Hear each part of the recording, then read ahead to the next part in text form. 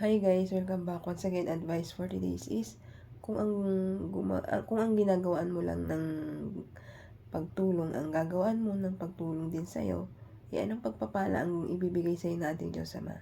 Ganito po yan eh. Hindi lang dun sa gumagawa ang pagganti natin o pagtulong natin sa kapwa-tao natin. Hindi, mali po yun. Hindi lang dun, pati dun sa hindi gumagawa ng pagtulong sa atin, ang tutulungan din natin. Kumbaga, may dalawang tao. Yung isang tao, doon gumagawa ng kabutihan para sa'yo. So, susuklian mo yun. Tapos doon sa isang tao na hindi gumagawa ng pagtulong sa'yo o kabutihan sa'yo, gantihan mo din yun. Tulungan mo din. Ganun po yun. Yung tao na tinutulungan ka, tapos doon ka rin, babalikan mo rin ng tulong. Okay po yun. Pero hindi lang doon.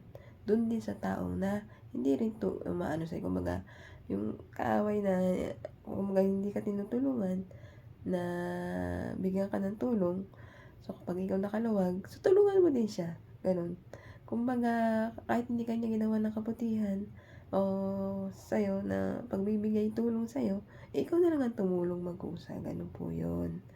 Kumbaga sabi ng Diyos, mahalin mo yung kaaway mo na gumagawa sa'yo ng kasamaan, ng pambubuli, paninira, pagkikismis.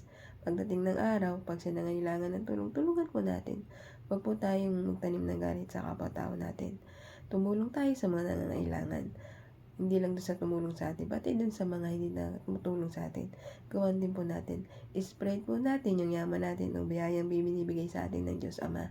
Mga blessing na binibigay sa ng Diyos Ama, itulong po natin, spread po natin yan. Maging matulungin sa kapwa-tao natin. At sa ating mga magulang, tulungan po natin. Yung mga magulang na hindi tumulong sa atin, ay tulungan pa rin natin kasi sila nagbigay buhay sa atin. Patakitaan pa rin natin ng kabutihan. Huwag po tayo magtanim ng galit kasi kung di dahil sa kanila, ay hindi tayo mabubuhay sa ibabaw ng mundo.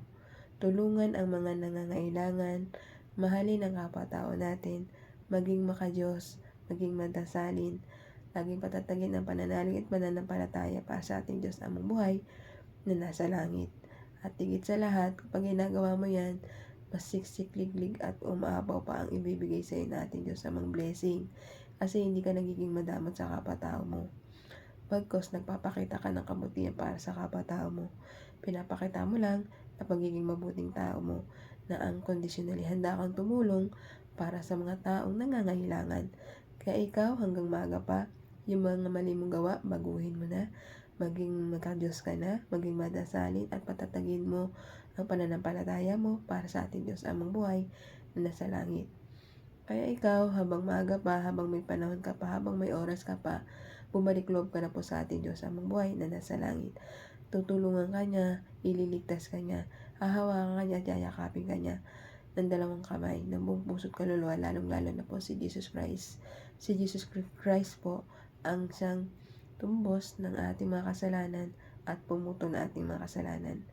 Kaya ikaw magbalik loob ka na sa ating Diyos anak na si Jesus Christ as pagsisihan yon at yayakapin ka niya ng buong puso't kaluluwa.